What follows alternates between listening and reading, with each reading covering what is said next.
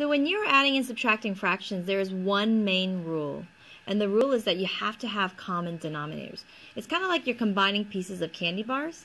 And if the pieces of the candy bars are different sizes, you can't really combine it.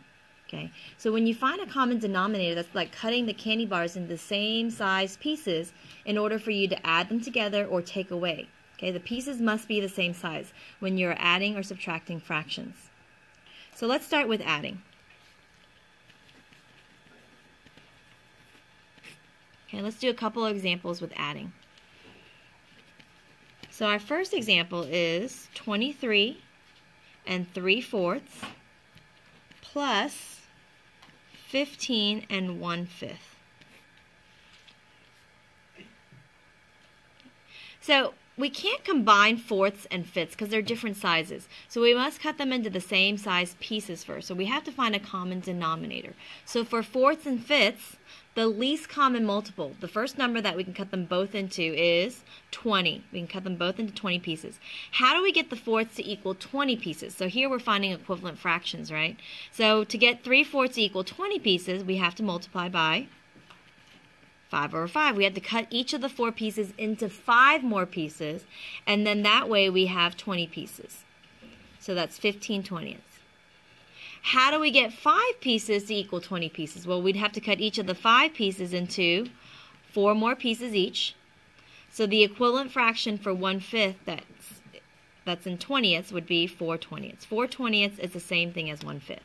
But now that they're both in the same size pieces, we can combine them together. 15 plus 4 is 19, so that's 19/20. And then 23 plus 15 is 38. Now let's look at our answer. Is it simplified? Yes. Is it improper? No. So this would be our final answer. We don't have to simplify it. We don't have to change it back to a mixed number. It's already simplified and in correct form. Okay? Let's do one more example because that one was pretty easy. We didn't have to carry any wholes over. We didn't have to simplify. So in our next example, let's have 35 7/8 plus 24 5/6. So 35 7/8 plus 24 5/6. Again, one of my fractions is in eighths and one of them are in sixths. The pieces are different sizes. So before we can combine them together, we have to cut them into the same size pieces. Now for eighths and sixths, what is the least common multiple? I had some students say, oh, 48, you can change them both to 48. That is correct, but that is not the least common multiple. Okay, there's a smaller number that both 8 and 6 can be cut into, and that would be 24. So how do we change the 8s into 24 pieces instead of 8 pieces? We'd have to cut each piece into 3 more pieces, right? So find the equivalent fraction. Okay, if we cut each of these into 3 more pieces, we would have 21 over 24. That is the same thing as 7/8. We just cut into 24 pieces instead. Okay? For 5/6, how do we cut the 6 into 24 more pieces? We'd have to cut each one into 4 more pieces. And then we would get 20 over 24. 20 over 24 is the same thing as 5/6. You just cut them into smaller pieces. But now that they're the same size pieces, we can combine them. The 21 pieces plus the 20 pieces equals 41 pieces. And out of 24, guys, the denominator does not change here because 24 pieces make up a whole. And now you have 41 pieces out of 24. 35 wholes plus 24 wholes gives us 59 wholes. Now, we cannot keep our answer this way because actually there is another whole in here that we can take out. If you have 41 pieces but 24 pieces make up a whole, you can pull out a whole. That actually equals 1 17/24. So really, how many wholes do you have altogether? You have 60 wholes and then 17/24 of a whole. Okay? So this is how we add fractions. You have to have a common denominator. The pieces must be the same size. And then when you get your answer, if it's not simplified or if it's improper, you have to change it back to the correct form. Now let's talk about subtracting. Okay. The rule is the same for subtracting fractions. You still have to have a common denominator. So if the denominators are different, you must find a common denominator. So the first one we're going to start off with is 14 9/10 minus 3 1/3.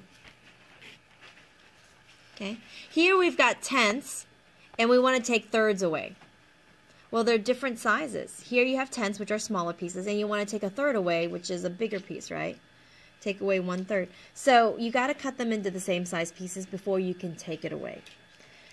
10 and 3. What is the least common multiple between 10 and 3? Well, that would be 30. So how do we get the 10 pieces into 30 pieces? If you cut each piece into 3 more pieces, you would get 30.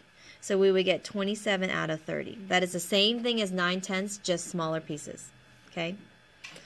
How do we get the thirds into 30 pieces? Well, if we cut each one into 10 more pieces each, that would give us 10/30ths.